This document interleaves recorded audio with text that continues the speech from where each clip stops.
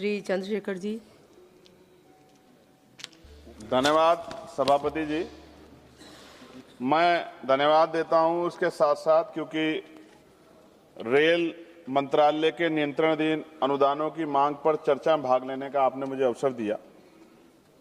सभापति जी, मैं भारतीय रेल केवल पटरियों पर चलने वाली गाड़ियों का नाम नहीं है, बल्कि ये भारत की अर्थव्यवस्था की धड़कन और सामाजिक एकता की सबसे मजबूत कड़ी।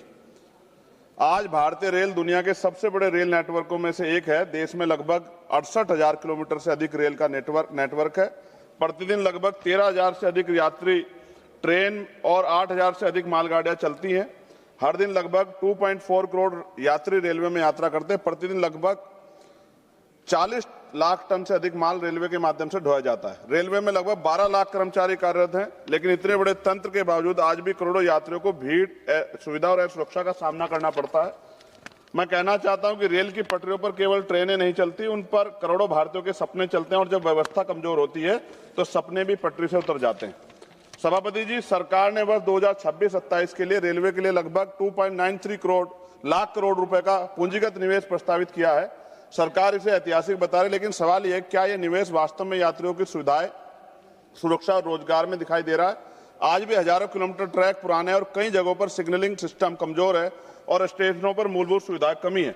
रेल सुरक्षा का सबसे महत्वपूर्ण विषय मैं स्पष्ट करना चाहता हूं कि रेल में सुरक्षा केवल रिपोर्टों से नहीं आती, सुरक्षा जमीन पर किए गए काम से आती है। आज भी हजारों किलोमीटर ट्रैक पर नवीकरण होना बाकी है और कर्मचारियों की कमी एक गंभीर समस्या है। महोदय, भारतीय रेल कभी देश का सबसे बड़ा रोजगार देने वाला संस्थान हुआ करता था और सामाजिक न्याय की भावना को मजबूत करने में इसकी बड़ी भूमिका रही है। लेकिन आज रेलवे में लगभग 3 लाख से अधिक पद खाली पड़े हैं और प्रमोशन से जुड़े अनेक मुद्दे सामने आते हैं। मैं सरकार से पूछना चाहता हूं, मंत्री तो यहाँ मौजूद हैं, कि जब देश का युवा बेरोजगारी के लिए दर दर भटक रहा है तो रेलवे में इतने पद खाली क्यों पड़े हैं? देश का युवा अवसर मांग रहा है और रेलवे में खाली पद इंतजार कर रहे हैं, ऐसा क्यों? महोदया जी, मैं इस सदन के माध्यम से एक बहुत महत्वपूर्ण विषय उठाना चाहता हूं। रेलवे में अनुसूचित जाति और अनुसूचित जनजाति व अन्य पिछड़ा वर्ग के युवाओं को अवसर मिलना कम हो गया क्योंकि भर्ती नहीं निकल रही है। मैं मंत्री जी को से आग्रह करूंगा कि रेलवे में SC, ST और OBC के आरक्षित पदों को शीघ्र भरा जाए। भर्ती प्रक्रियाओं में तेज और पारदर्शी बनाया जाए। रेलवे के प्रशिक्षण संस्थानों में इन वर्गों के युवाओं के लिए विशेष प्रशिक्षण कार्यक्रम शुरू किए जाएं। रेलवे कॉलोनियों में कर्मचारियों कल्याण कार्यक्रम में सामाजिक न्याय की भावना को मजबूत किया जाए।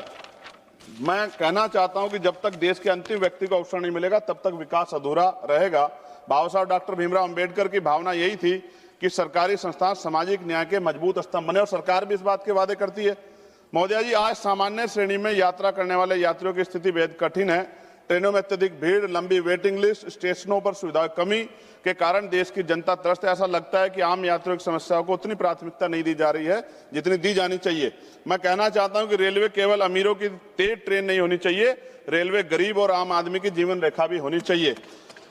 जब रिजर्वेशन कराते हैं मंत्री जी तो वेटिंग नजर आता है कि वेटिंग है। जब ट्रेन में जाते हैं, क्योंकि हम तो खुद सफर करते हैं, तो ट्रेन खाली मिलती है। ये क्या, किस तरह का भ्रष्टाचार है? इस पे आपको जानकारी करनी चाहिए। और रेलवे में जनरल डिब्बे जो है आपको बढ़ाने चाहिए। साथ साथ मेरी मांग है मंत्री जी, अपने क्षेत्र से जुड़ी हुई, आप मुझे ये भी बता दें कि एक टांग पे खड़ा होकर बताऊं या दोनों टांग पे, कि जो आपका ध्यान आकर्षण हो जाए विपक्ष के सांसदों की तरफ भी। क्योंकि देखो, सरकार के जितने लोग बोले सबने आपकी बड़ाई की और हम लोग भी बड़ाई करते हैं कि आप अवसर दे दें तो और बड़ाई कर दें। तो इसलिए पूछ रहा हूं, एक टांग पे खड़ा होकर बोलो जो आप निगरानी बनाएंगे, या फिर दोनों टांग पे खड़ा होकर बोलो जो आपका ध्यान हमारी तरफ आकर्षित हो जाए। मंत्री जी, अमृत भारत स्टेशन योजना के अंतर्गत नगीना रेलवे स्टेशन का नवीनीकरण का काम जल्द से जल्द पूरा हो जाए और साथ साथ रेलवे का जो प्लेटफॉर्म नंबर 2 है नगीना में, उसकी लंबाई बढ़ा दो, क्योंकि महिलाओं को पीछे उतरना पड़ता है। ये बात मैंने कई बार कही, इसलिए मैंने कहा कि एक टांग पे खड़ा होकर सुन लीजिए कम से कम, मगर ध्यान तो आकर्षण कीजिए। नगीना और आसपास के क्षेत्र में लाखों लोग दिल्ली, हरिद्वार और लखनऊ की यात्रा करते हैं, इसलिए आवश्यक है कि दिल्ली और हरिद्वार जाने वाली प्रमुख एक्सप्रेस ट्रेनों का ठहराव नगीना लोकसभा क्षेत्र में बढ़ाना चाहिए। नजीबाबाद नगीना धामपुर रेल मार्ग पश्चिम उत्तर प्रदेश के लिए बहुत महत्वपूर्ण है। मैं मंत्री से मांग करूंगा कि इस रेल सेक्शन को, इंफ्रास्ट्रक्चर को मजबूत किया जाना चाहिए। नगीना क्षेत्र के लोगों की सुविधा के लिए दिल्ली और लखनऊ के लिए नई इंटरसिटी ट्रेन चलाई जाए। इससे क्षेत्र के छात्रों और व्यापारियों को बड़ा लाभ मिलेगा। धामपुर नगीना से दिल्ली के लिए सीधी ट्रेन चलाई जाए। नजीबाबाद से नगीना और धामपुर होते मुंबई के लिए ट्रेन चलाए। मेरी बहुत पुरानी मांग हो गई है लंबे समय से कि ये मांग पूरी हो जाए।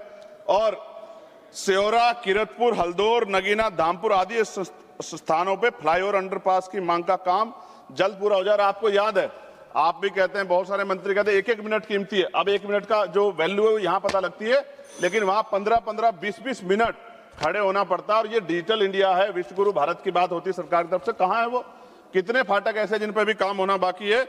मुजफ्फरनगर में शुक्रताल में जो बहुत बड़ा तीर्थ है मंत्री जी, गुरु गद्दी अखंड ज्योति सतगुरु समनदास जी महाराज की, वहां बहुत लाखों श्रद्धालु जाते हैं, उसको भी किसी कनेक्टिविटी से जोड़िए, तो इससे अर्थव्यवस्था में भी फायदा होगा और वहां के जो वहां मानने वाले लोग हैं उनको भी जो है वो भी आपका धन्यवाद करेंगे। अंत में मैं केवल ये बात कहना चाहता हूं कि भारतीय रेल केवल लोहे की पटरियों पर नहीं चलती हुई, यह देश के विश्वास और उम्मीदों पर चलती है। अगर इस विश्वास को मजबूत करना है तो रेलवे को सच में मजबूत करना होगा। और नगीना लोकसभा दूसरे राज्य को भी जोड़ती है, इधर हरिद्वार और इधर कोटद्वार, तो नगीना से होकर निकलते हैं, दोनों राज्य का वो जोड़ है। मेरा आपसे आग्रह है कि नगीना की जो मांगे मैंने रखी है मंत्री जी, अगर आप इनको पूरा करेंगे तो ये स्पष्ट होगा कि आपकी कथनी और करनी में फर्क नहीं है। अगर आप सिर्फ सत्ता पक्ष के लोगों ही काम करोगे तो इससे स्पष्ट होगा कि आपकी सरकार सबकी सरकार नहीं है, आपकी सरकार सिर्फ अपने लोगों की सरकार है। और जहां के लोगों ने आपके खिलाफ वोट किया है उनके अधिकारों का संरक्षण भी, क्योंकि अब तो आप मंत्री किसी पार्टी के नहीं, आपको करना ही पड़ेगा। ये भी मैं आपसे आग्रह करता हूं। बहुत बहुत धन्यवाद सभापति। जय भीम, जय भारत।